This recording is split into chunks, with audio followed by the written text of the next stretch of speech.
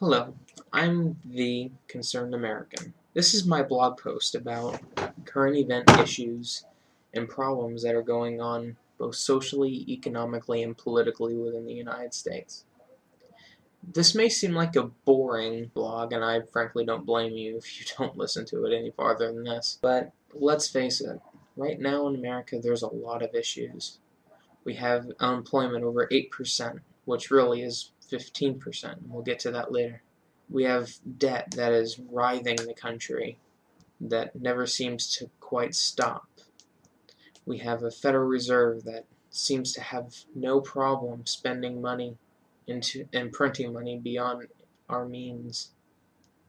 You know, it was September 17th, 1787 that America was really created. It's called Constitution Day for all of our history buffs. And it's a weird holiday because in reality it's not practiced too much, and it's actually one of the least celebrated. But why? We manage to celebrate the 4th of July every year with fireworks, beer, and hot dogs. But why can't we celebrate the Constitution Day? It's because people have forgotten.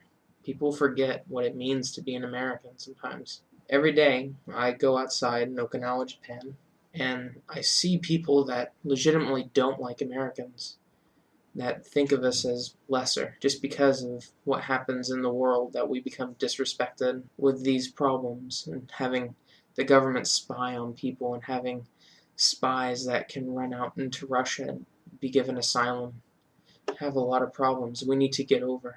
I wonder what happens to a country whenever the insides get rotted out, whenever socially they can't contain themselves anymore, whenever it's okay for people to go on with their lives every day without thinking. What happens whenever we have gun violence in the country between blacks and blacks in Chicago, or it's worse to live there for Americans than Afghanistan?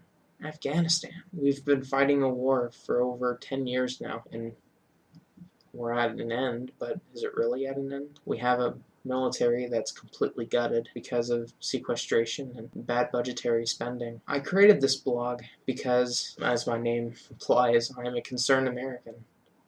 I pay my taxes, I vote, but do I really think that the social engineering that we go through every day is really worth it?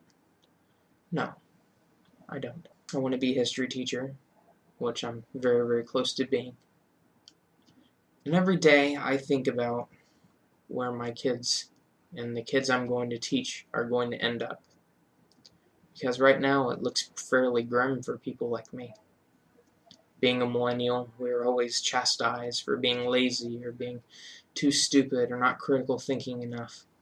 Well, I can't say for everyone else, but I can say that I think quite a bit. But I wonder, why is it that our country is so beaten and bruised?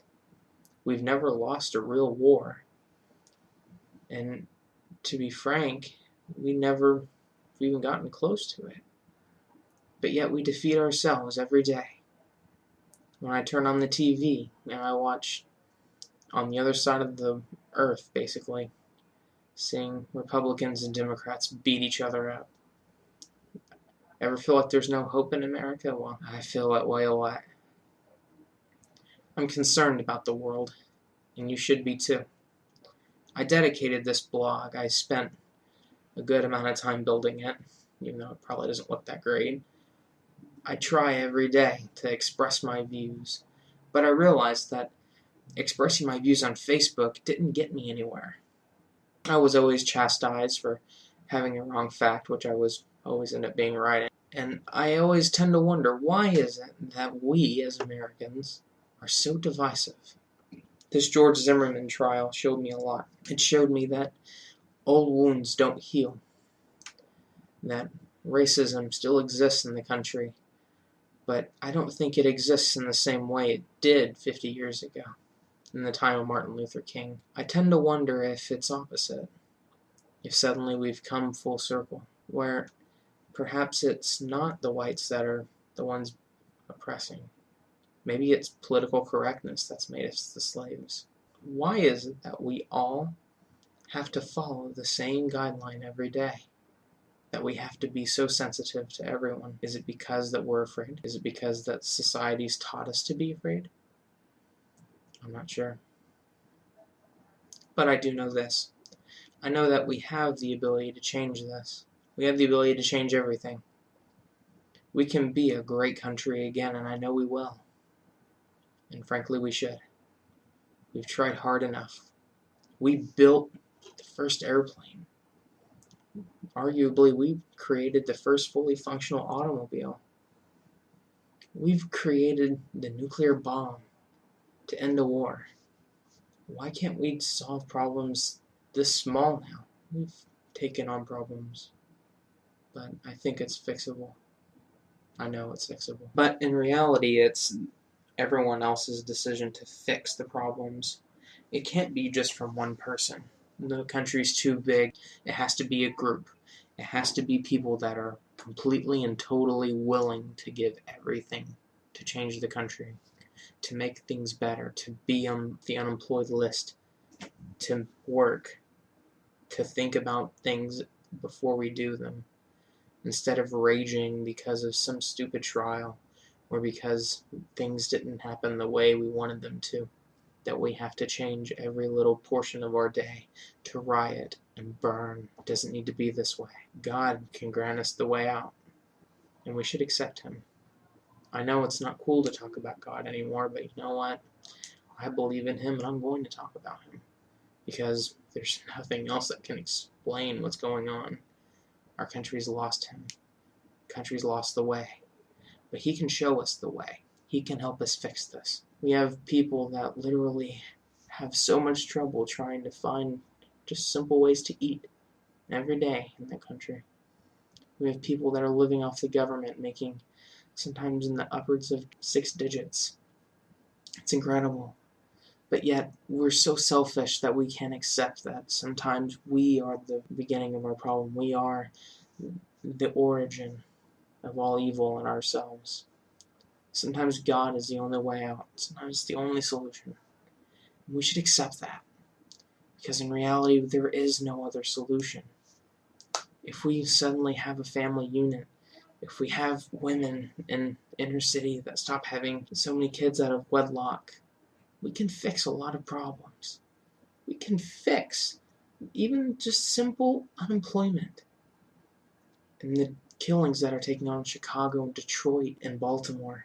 It was released today that 91% of all black murders are committed by other blacks.